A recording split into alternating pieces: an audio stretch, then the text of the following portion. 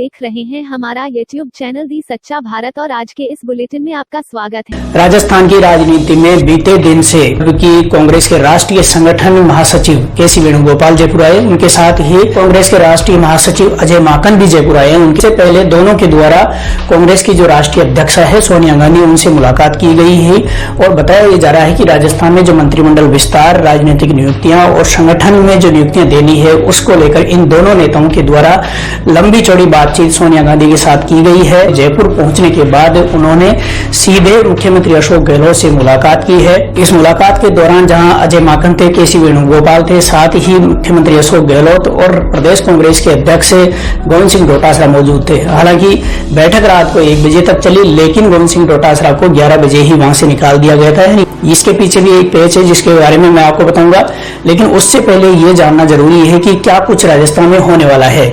बताया जा रहा है, कांग्रेस सूत्रों का दावा है, जिस तरह रात को मुलाकात हुई है उसमें मुख्यमंत्री अशोक गहलोत ने दोनों नेताओं को स्पष्ट कर दिया है कि उनको सचिन पायलट के लोगों को मंत्रिमंडल में लेने, राजनीतिक नियुक्तियां देने में कोई ऐतराज नहीं है और अगर कांग्रेस अध्यक्ष सोनिया गांधी, कांग्रेस आलाकमान कुछ भी आदेश देते हैं तो वो मानने को तैयार हैं। मुख्यमंत्री अशोक गहलोत के बारे में ये कहा जा रहा था कि 1 साल से वो लगातार सोनिया गांधी को भी नजरअंदाज कर रहे थे, उनके भी जो दिशा निर्देश थे उनको नहीं मान रहे थे। सचिन पायलट के लोगों को मंत्रिमंडल और राजनीतिक नियुक्तियों से दूर रखने के लिए अशोक गहलोत तमाम प्रयास कर रहे थे, किंतु अब मुख्यमंत्री अशोक गहलोत का मानस बदल गया है। उन्होंने एक तरह से स्पष्ट कर दिया है कि कांग्रेस आलाकमान जो कुछ भी कहेगा वो सब कुछ मानने को तैयार है। राजस्थान के मुख्यमंत्री अशोक गहलोत भी नरम पड़े हैं, ऐसा माना जा रहा है।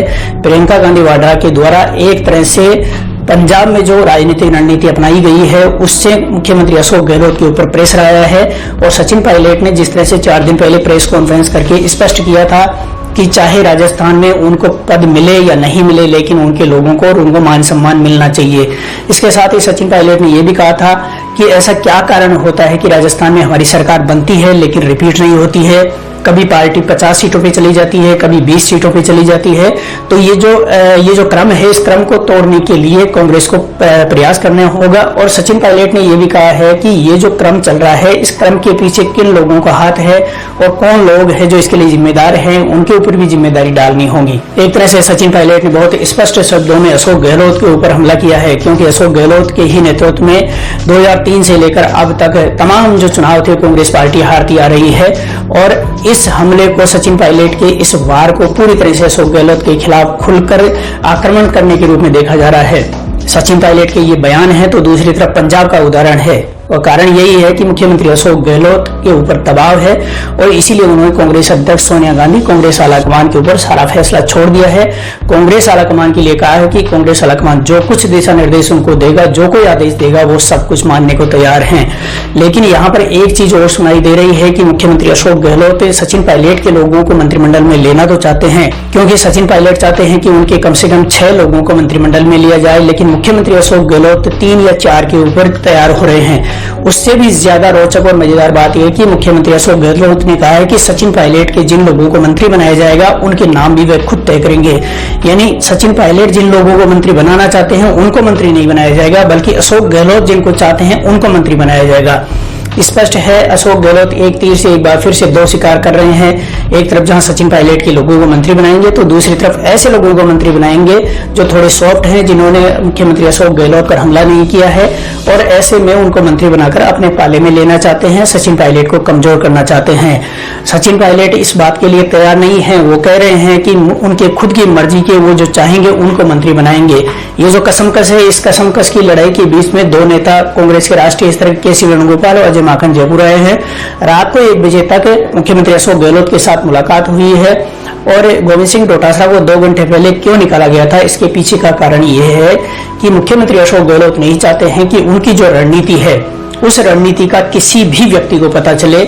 आपको यहाँ पर ये चीज जानना जरूरी है कि पिछले साल जब सचिन पायलट को बर्खास्त किया गया था तब डोटासरा को कांग्रेस का अध्यक्ष बनाया गया था और डोटासरा का अध्यक्ष बनने के पीछे अशोक गहलोत ही माने जाते हैं। डोटासरा को भी ये पता है कि अशोक गहलोत के आशीर्वाद की वजह से ही वो आज पीसीसी अध्यक्ष हैं और मंत्री हैं। ऐसे में डोटासरा किसी भी सूरत में अशोक गहलोत को नाराज नहीं करना चाहते हैं। कांग्रेस के दोनों राष्ट्रीय नेता आज भी जयपुर ही रहेंगे, इसके बाद दिल्ली लौट जाएंगे, वहां जाकर कांग्रेस अध्यक्ष सोनिया गांधी से फिर मुलाकात करेंगे और उसके बाद मंत्रिमंडल का फॉर्मूला तय होगा, कितने मंत्री बनाने हैं, कितने मंत्री हटाने हैं, कितने राजनीतिक नियुक्तियां देनी है।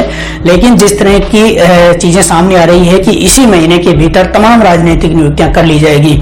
दूसरी तरफ जो 13 निर्दलीय विधायक जिन्होंने कांग्रेस के विधायकों को ही हराया था, प्रत्याशियों को हराया था, जिन लोगों ने अशोक गहलोत की सरकार को समर्थन दे रखा है, उनके द्वारा और बसपा से आए हुए 6 विधायकों के द्वारा भी लामबंदी की जा रही है। गठबंधन करके एक तरह से अशोक गहलोत की सरकार के ऊपर दबाव बनाया जा रहा है।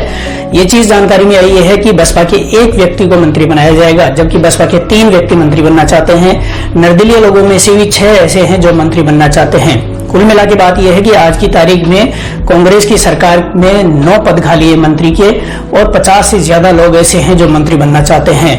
लेकिन बसपा के बाकी लोगों को राजनीतिक नीतियों में एडजस्ट किया जाएगा, और क्योंकि निर्दलीय विधायकों को अगर मंत्री बनाया जाता है तो यहाँ पर सचिन पायलट के गुट को एक तरह से अशोक गहलोत की सरकार पर हमला करने का अवसर मिल जाएगा। ऐसे में अशोक गहलोत नहीं चाहते हैं कि निर्दलीयों को मंत्री बनाया जाए, उनको भी राजनीतिक नियुक्तियों में स्थान दिया जा सकता है, एडजस्ट किया जा सकता है।